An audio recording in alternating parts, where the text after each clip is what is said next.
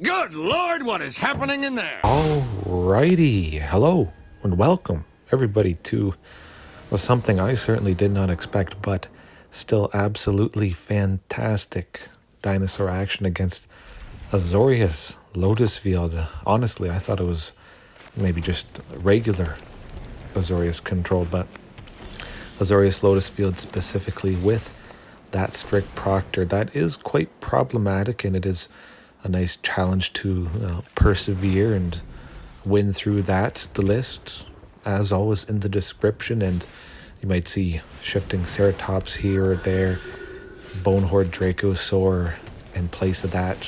Again, just tweaking things around and spicing it up as well with those clips that I always use for streaming. And don't forget to check out the links or the primer if you're wondering, if you're new about this way to play dinos. This is not a new sort of scenario. It's not like I cherry-picked this match. This is oftentimes what you too can achieve if you want to do this same sort of plan.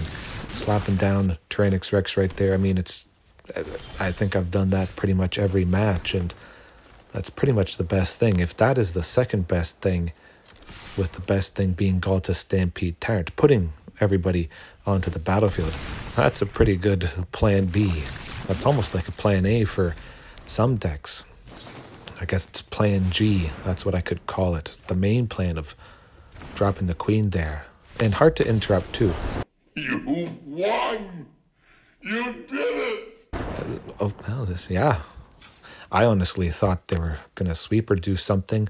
At the very least, get rid of that Tyrranax Rex. We got very fortunate, though, quite lucky that they weren't able to dig and find that. Chances are they didn't have enough to pay the Ward 4 cost. They might have had a removal for 2, but then they would have had to pay the extra 4, so 6. Maybe they had some removal for 3, but for the most part, it is just get lost for 1 and a white. The opponent's chances get lost because sometimes they can't target what I play. They can't counter what I play. Now that hand specifically, with the Cavern of Souls, anytime I'm facing off against a deck with a bunch of counter spells, if it's quite reasonable, including the Cavern of Souls, I'm probably incentivized to keep it, and usually I do. I was hoping, everything would go off there, maybe a Sylvan Scrying, an Archdruid's Charm. Stuck up, okay, there we go, Sunken as well. And that is a very good point too. I was either going to likely draw a Sunken Citadel, I was going to get a Sylvan Scrying to get the Sunken, I was going to get an Archdruid's, which would search for and put that Sunken out. That's 12 things, maybe another Commune with Dinosaurs, a 15-ish. You get the idea. There are a lot of things that would have likely gotten me, or certainly gotten me, that specific Sunken Citadel land to supercharge and make a big amount. Of course, with the strict proctor there, it would have been nice to draw a card with Vaultborn Tyrant. But, seriously, folks. Oh, my goodness. Okay, I swear, I'm getting coffee after this. This is the 4th match I'm recording. If you didn't see the other ones, well, yeah, in quick succession, a voiceover. Just kind of like these matches are quite quick.